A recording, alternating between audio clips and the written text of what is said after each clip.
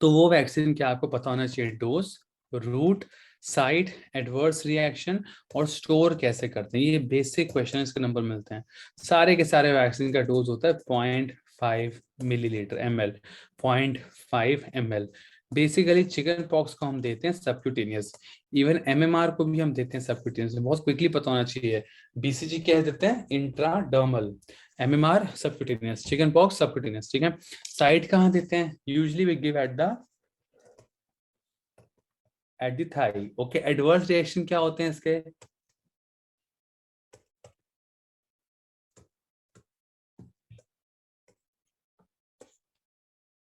हम सब जानते हैं यूजली एडवर्स रिएक्शन क्या होंगे। कोई भी वैक्सीन अगर लगाओगे तो मुझे पेन होगा, मुझे बुखार होगा, मुझे रैशेस आ सकते हैं। सो पेन, फीवर और rashes, they are the adverse effect. और अगर लाइव वैक्सीन को हम इम्यूनो कॉम्प्रोमाइज पेशेंट में नहीं देते, तो ये भी एक्स्ट्रा पॉइंट आप याद रखना। स्टोर कैसे करते हैं, सारे के सारे वैक्सीन जो है 2 से 8 डिग्री सेल्सियस में स्टोर किए जाते हैं, ये पता होना चाहिए, ठीक है। चिकन पॉक्स का ये पार्ट खत्म हो गया, ठीक है। टाइफाइड इतना इंपॉर्टेंट है नहीं। तो हमने बहुत सारे सारे वैक्सीन कवर लिए यहाँ पे। तो एक और वैक्सीन और करते हैं यहाँ पे। सो यस, अब आते हैं मीजल्स वैक्सीन। मीजल्स पे बहुत कॉमन क्वेश्चन आते हैं, इस साल भी मीजल्स पे क्वेश्चन आया था। मीजल्स वैक्सीन पहले क्या होता था, पहले था ये वाला।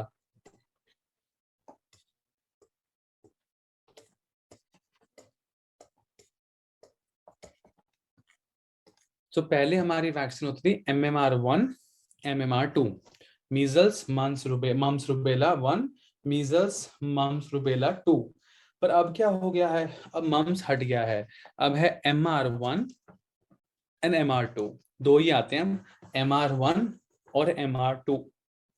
कब कब आते हैं, 9 महीने पे आता है MR1 और 15 मंथ्स पे आता है MR2। Now very importantly MMR, अच्छा इसका डाइल्यूएंट क्या होता है, इसका डाइल्यूएंट होता है डिस्टिल्ड वाटर। डिस्टिल्ड वाटर मतलब ये रिमेंबर, ये कौन सी फॉर्म में आता है, ये फ्रीज ड्राइड पाउडर फॉर्म में आता है। ये बहुत इंपॉर्टेंट है, एमएमआर वैक्सीन जो है फ्रीज ड्राइड फॉर्म में आता है। और कौन सा वैक्सीन आता है फ्रीज ड्राइड फॉर्म में, बीसीजी। ये बहुत इंपॉर्टेंट है। बाकी रोटाटेक, रोटारिक्स वो कैसे आते हैं, पानी की फॉर्म में, लिक्विड की फॉर्म में। Okay, so diluent of the measles MMR is distilled water, it comes in freeze dried form.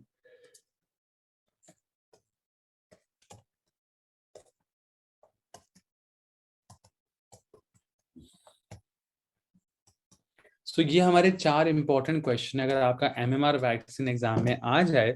Yes, very good. Yes exactly.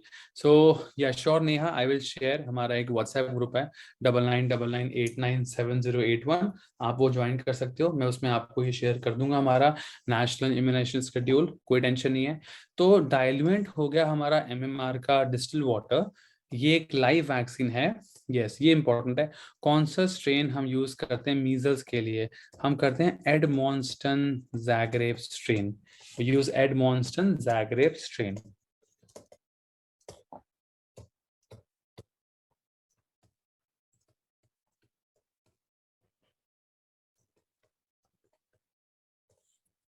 एक चीज हमको पता होनी चाहिए कि हम मीजल्स वैक्सीन के लिए जो स्ट्रेन यूज करते हैं वो है एडमॉन्स्टन जैग्रेव स्ट्रेन। और मम्स वैक्सीन के लिए यूज हम करते हैं Jeryl Lynn strain. Jeryl Lynn strain is use for mumps vaccine and Edmonston Zagreb strain is use for measles vaccine. और एडवर्स इफेक्ट क्या होता है मीजल्स वैक्सीन का, दर्द हो सकता है यहाँ पे, बुखार आ सकता है, रैशेस हो सकते हैं। तो ये सारे हमारे पॉइंट्स हो सकते हैं, ठीक है। ये पता होना चाहिए। अच्छा, नेक्स्ट इंपॉर्टेंट पॉइंट क्या आता है, हाँ ये भी इंपॉर्टेंट है। तो अगर जेरिलिन स्ट्रेन हम यूज करते हैं मम्स के लिए, Edmonston Zagreb strain we use for measles. Danish 1331 हम बीसीजी वैक्सीन के लिए यूज करते हैं। ओका स्ट्रेन, ओका strain is use for varicella. Chicken pox vaccine के लिए जो हम स्ट्रेन यूज करते हैं वो हम यूज करते हैं वेरी इंपॉर्टेंटली ओका स्ट्रेन। तो ये सारे एग्जाम पॉइंट्स पता होने चाहिए। Jeryl Lynn strain is use for mumps, Edmonston Zagreb strain for measles, Danish 1331 for BCG and Oka strain is use for varicella. Okay, now comes the next one.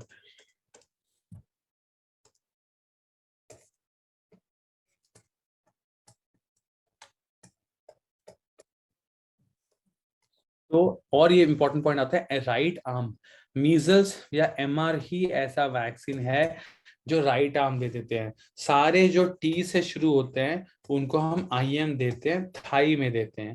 सी, ये है subcutaneous, ये सारे इंपॉर्टेंट है। Intradermal अलग होता है, सबक्यूटेनियस अलग होता है, और आईएम अलग होता है। इंट्राडर्मल क्या होगा? बीसीजी एक इंट्राडर्मल वैक्सीन है। Even anti rabies vaccine intradermal है। जैपनीज एनसेफेलाइटिस इंट्राडर्मल है। ठीक है, तो ये सारे क्या है हमारे intradermal. BCG, ARV, anti rabies vaccine, हाँ इंट्राडर्मल। और आईएम में क्या था? Anti rabies serum, TT, hepatitis A, hepatitis B, pentavac, ये सब क्या है? ये सारे के सारे हमारे आईएम आईएम जो है वैक्सीन हैं।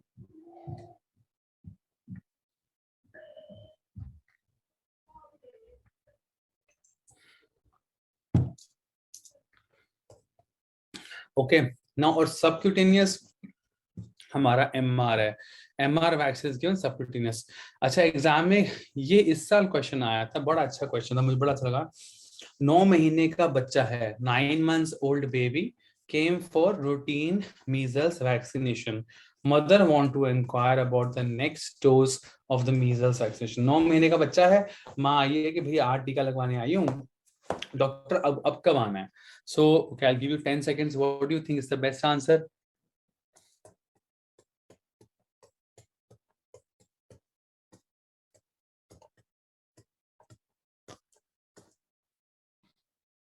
देखो, अब हम सब जानते हैं 9 months पे मीजल लगता है। Yes Neha, you very right, very good. So okay, you think a. सो 9 महीने पे मीजल लगता है, ये बच्चा तो 9 महीने का आया है और मीजल लग गया इसको। मदर कह रही है अगला टीका कब लगेगा? यस, 9 months पे MR1 और 15 months पे MR2। 9 months पे MR1, very good Neha, and 15 months पे MR2। अब इस क्वेश्चन को बदल देते हैं थोड़ा सा। अब क्वेश्चन यहाँ पे हमारे पास ये आता है कि सेम 9 महीने, ये एक बच्चा है, during an epidemic, during an epidemic 8 month old baby came for its routine measles vaccination. Epidemic है और 8 महीने का बच्चा आया है टीका लगवाने। Mother wants to inquire about the next dose of measles vaccination. Now what do you think? अभी भी नेहा 12 महीने, मतलब आंसर सही होगा, 15 महीने होगा, what do you think?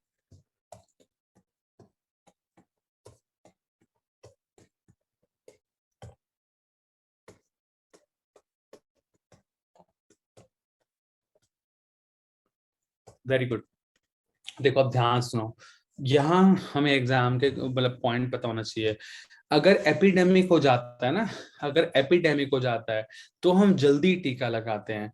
I repeat again, अगर एपिडेमिक, कोई क्लेश आ गया, कोई मुसीबत आ गई, तो पहला डोज ये मदर 8 महीने पे लगाने आई है। कब लगता है मीजल्स का पहला dose?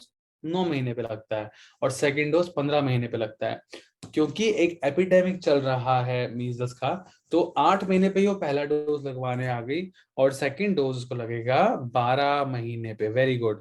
The second dose will be given at 12 months of life. The second dose will be given at 12 months of life. ये बहुत इंपॉर्टेंट है, ठीक है। मतलब वहां पे क्या था, फर्स्ट डोज कब लगती है? फर्स्ट डोज होगी 9 months पे, सेकेंड डोज 15 months पे। पर एपिडेमिक में फर्स्ट डोज और जल्दी कर दो, 8 months कर दो, और यहाँ 15 महीने की जगह कितना कर दो? 12 महीना कर दो। This is the recent question, don't forget, okay. What is the best time to give the measles vaccine? Like, why it is the best time to give the measles vaccine? What do you call before the 9 months of, at 9 months of life? ये बहुत important है। Measles 9 महीने पे ही क्यों देते हैं? Measles हम birth पे क्यों नहीं देते? क्योंकि मैटरनल एंटीबॉडीज, बहुत इंपॉर्टेंट है, infants are protected by the maternal antibodies till 9 months of life. Okay, my usually babies are protected by the maternal antibodies by 9 months of life. 9 months के बाद maternal antibodies level down हो जाते हैं, और फिर जो है आपको measles वैक्सीन देना चाहिए। ठीक है, डन। Next question.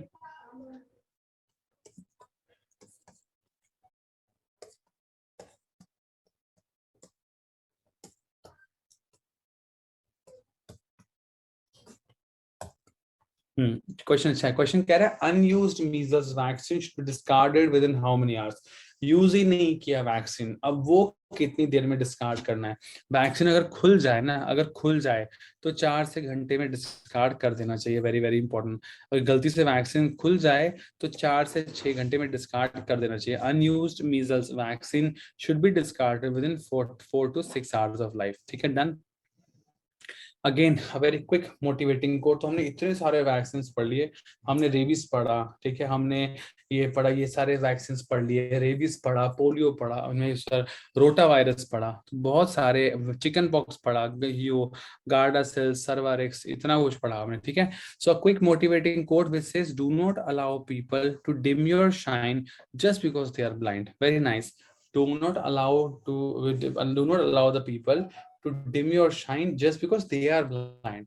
So कोई अगर अंधा है तो तुम जितना मर्जी कर लो उसको नहीं दिखेगा, तो टाइम तुम अपना वेस्ट कर रहे हो, किसी और का नहीं। Now come to the next vaccination.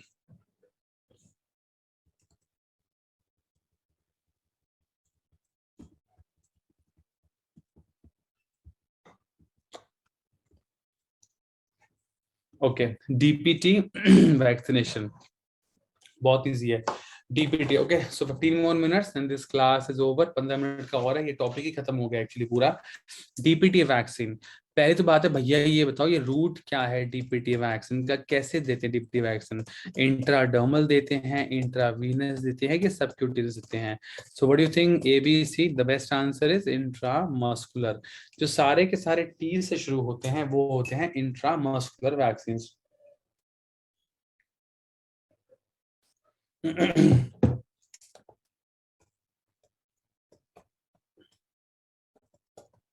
जो सारे वैक्सीन में टी आता है, hepatitis A, hepatitis B, TT, pentavac, ये सारे के सारे वैक्सीन जो है इंट्रामस्कुलर हम बेसिकली देते हैं। ठीक है, अब डीपीटी पे आ जाओ। अगर आप ध्यान से, तो नेहा ये है हमारा national schedule, 6 weeks, 10 weeks, 14 weeks, DPT 1, DPT 2, DPT 3। ठीक है, एक तो ये पता होना चाहिए। फिर 15 महीने पे मैंने दिया DPT बूस्टर 1 और 5 साल पे दिया DPT बूस्टर 2। तो ये हमारा एक बेसिक शेड्यूल है जो हम फॉलो करते हैं। बर्थ पे 6 वीक्स, 10 वीक्स, 14 वीक्स, फिर वही सेम कहानी। तो डीपीटी का याद रखो, 6 वीक्स, 10 वीक्स, 14 वीक्स, फिर आप 15 डेढ़ साल पे डीपीटी का बूस्टर दोगे, फिर 5 साल पे, डायरेक्टली 5 साल पे आप डीपीटी का बूस्टर दोगे। ठीक है, अब डीपीटी में ना ये पूछते हैं कि डिप्थीरिया परट्यूसिस टेटनस। सो डिप्थीरिया कितने लोफलर्स होता है डीपीटी वैक्सीन में, और टेटनस कितने लोफलर्स होता है? टेटनस होता है around 25। So tetanus will be around around 5 to 25 लोफलर्स पर डोज, वो उसका यूनिट होता है। तो टेटनस बेसिकली हमारा होता है 5 to 25 लो फ्लड्स पर डोज, और डिप्थीरिया हमारा होता है 20 to 30 लो फ्लड्स लाइक पर डोज। एक तो ये बताना चाहिए। ठीक है, 10 more minutes and this class is over। DPT बहुत इजी है। डोज कोई भी लिख देगा 0.5 ml, रूट कोई भी लिख देगा इंट्रामस्कुलर, बेसिकली। हाँ, सो रूट हो गया। और साइड डीपीटी का थाई देते हैं, यूजुअली हम थाई में देते हैं डीपीटी। और शेड्यूल मैंने बता दिया आपको। एडवर्स रिएक्शन क्या होगा? आपको दर्द हो सकता है, आपके बच्चे को बुखार आ सकता है, आपके बच्चे को रैशेस आ सकते हैं। ठीक है, तो ये सारे हमारे डीपीटी के क्या हो गए, वेरी इंपॉर्टेंटली पॉइंटर्स। एक बहुत इंपॉर्टेंट था, कौन से वैक्सीन से बच्चा इनकंसोलेबल क्राई करेगा? Any idea? Can you answer in the comment, कौन से वैक्सीन से बच्चा दहाड़े मार मार के रोएगा? The answer is DPT. DPT is the only vaccine which causes maximum cry. सबसे ज्यादा बच्चा दहाड़े मार मार के रोता है हमारे डीपीटी वैक्सीन में। So DPT vaccine very very important, causes maximum cry. ठीक है, ये पता होना चाहिए। ठीक है, very good. Next question. Okay, this part is done. हाँ, ये इंपॉर्टेंट है, कौन से वैक्सीन का क्या सबस्ट्रेट होता है? What all vaccines have which substrate? Remember, measles और साथ में बीसीजी का कोई प्रिजर्वेटिव नहीं होता। ठीक है, measles and BCG vaccine usually have no preservative, लेकिन डीपीटी का प्रिजर्वेटिव होता है। डीपीटी में एंड में टी आता है, तो फर्स्ट में T, remember, thiomersal. DPT vaccine preservative is thiomersal, okay, whereas measles and BCG vaccine have no preservative, और OPV जो है वो एक तरह का थर्मोस्टेबलाइजर की तरह ऐड करता है, जिसका मतलब OPV में भी है मैग्नीशियम क्लोराइड जो थर्मोस्टेबलाइजर की तरह ऐड करता है। ठीक है, this part is done. Okay हाँ, ये बहुत अच्छा क्वेश्चन है, ये भी क्वेश्चन सारे बहुत अच्छे, हमने लिटरली बहुत अच्छा बल्क कवर कर दिया है। तो 10 more minutes then this class is over। 45 to 50 minutes का हमारा ये वो था, जो पूरा वैक्सीन के सारे ही कवर हो गए, अराउंड 8-10 वैक्सीन जो पूरे एग्जाम के लिए इंपॉर्टेंट है वो कवर हो गए। Which of the following is a preparation of choice for a, so इसको पढ़ो, what do you, आप खुद पढ़िए, तो Neha what do you think, ABCD what's the best answer?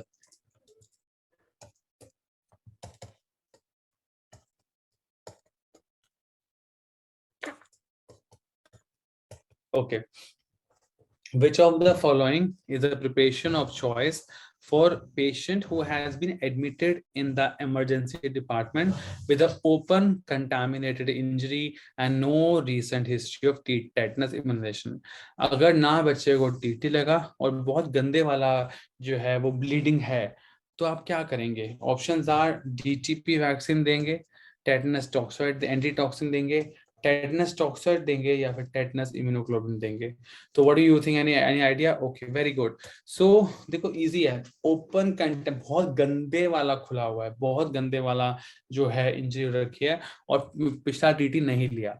So OP का क्या कहती है? ओपी का ये कहती है कि अगर पास डोज ऑफ टीटी अननोन है तो पेशेंट को ये टीटी और इम्यूनोग्लोबुलिन दोनों चढ़ेगा, अगर बहुत गंदा वाला घाव है। आई रिपीट अगेन, पेशेंट का पास डोज नहीं पता, मतलब पेशेंट का पास हिस्ट्री नहीं पता, लेकिन अभी वाला बहुत गंदा वाला टीटी मतलब इन्फेक्शन रखा है, तो टीटी भी देंगे, इम्यूनोग्लोबुलिन भी देंगे, रिमेंबर दैट। और अगर आपको 3 से डोजेस लगी हुई हैं, तब तो टीटी भी नहीं चलेगा, पीपी ये टेटनस इम्यूनोग्लोबुलिन भी नहीं चलेगा, मतलब क्या चलेगा? कुछ भी नहीं करेगा। अगर आपको 3 डोज लगी हुई हैं तो क्या करना है? टीटी भी नहीं देना और टेटनस इम्यूनोग्लोबुलिन भी नहीं देना। तो बस ये इंपॉर्टेंट पॉइंट्स हमारे यहाँ पे पता होने चाहिए, ये पार्ट भी हो गया। Again a very quick motivating quote, 5 more minutes। तो हमारे कोट क्या कहता है? You are on your own and that is the best thing about you. मतलब इंसान को अपने प्रति ही जवाबदेह होना चाहिए, तो you are on your own and that is the best thing about you. So अब क्वेश्चन आंसर राउंड खेलते हैं, हो गए सारे वैक्सीन के वो। मैं आपसे 10 इंपॉर्टेंट क्वेश्चन पूछूंगा, 10 क्वेश्चन। क्वेश्चन नंबर 1, वैक्सीन को स्टोर किस में किया जाता है? So what do you think, all the vaccine under dash degree Celsius, कितने डिग्री सेल्सियस में वैक्सीन को स्टोर किया जाता है? Very good, yes. So all the vaccine are stored under 2 to 8 degree Celsius. कौन से वैक्सीन को -20 डिग्री सेल्सियस में स्टोर किया जाता है? OPV को स्टोर किया जाता है। रेबीज डे कब आता है? Next important question, rabies day आता कब है? सो रेबीज डे हम सब जानते हैं 28 सितंबर को आता है, 28 सितंबर को आता है, ठीक है। अगर मुझे डॉगी ने काटा है तो कितने मिनट तक मुझे धोना चाहिए घाव को?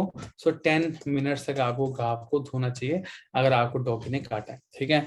तो डॉक्टर, मुझे लास्ट से मुझे याद है, मुझे एंटी रेबीज सिरम लगाया गया था, इस बार भी कैटेगरी 3 डॉग बाइट है, तो क्या आप एंटी रेबीज सिरम लगाओगे, यस और no?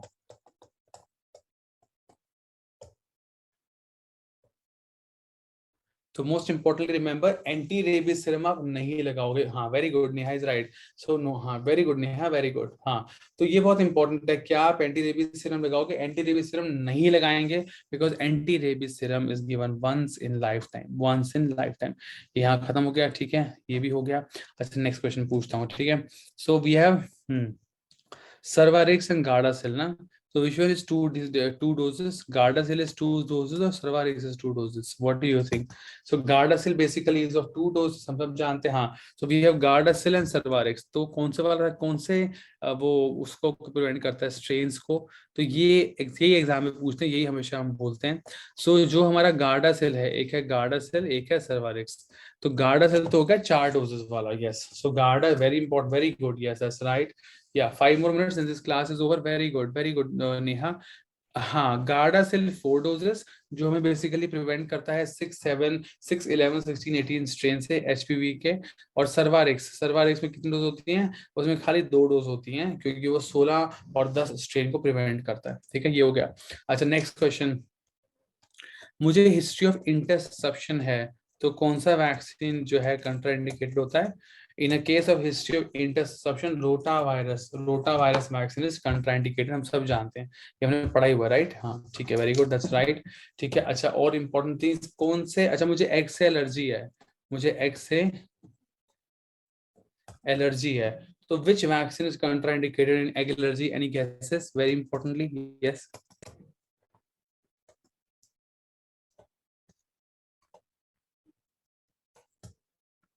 Yes. So yellow, very importantly, yes, yellow fever vaccine and influenza vaccine, yellow fever vaccine and influenza vaccine are contraindicated if you are allergic to egg. ठीक है, अगर interception की history है तो most importantly exactly rota virus vaccine को हम prevent करते हैं।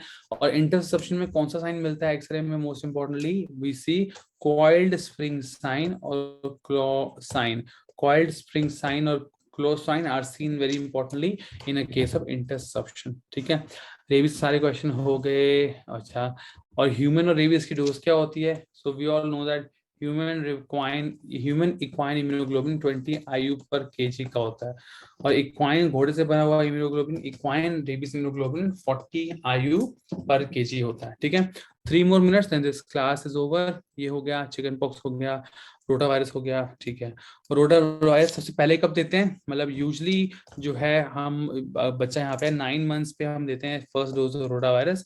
बच्चा जब 15 महीने का हो जाएगा, 9 months MR1 and 15 months MR2। अगर एपिडेमिक आ गया तो फर्स्ट डोज के लिए 9 months वेट नहीं करना, 8 months पे लगा लो, और सेकंड डोज के लिए 15 months वेट नहीं करना, तो 15 महीने ही लगा लेना।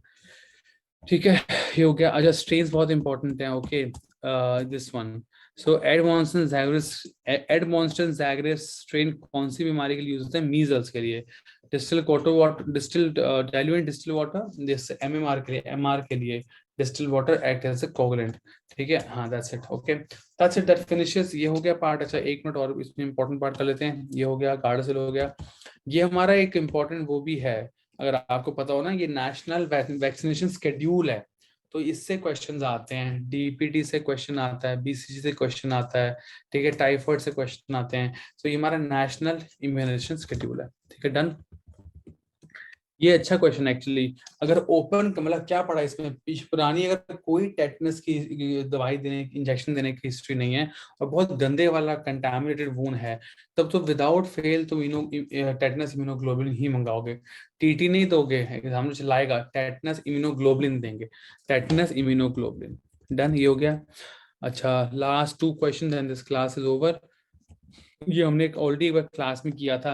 व्हाट डू यू थिंक, क्या करोगे? लास्ट क्वेश्चन है ये, ठीक है, फिर क्लास खत्म हो जाएगी, 1 घंटा हो गया फिर। तो ये क्वेश्चन क्या, 2.5 किलो का न्यूबॉर्न बेबी है, very importantly 2.5 kg newborn baby born through cesarean section, cried immediately after birth. On further examination, the mother is HPS-AG positive. Parents are worried about the further management of the baby.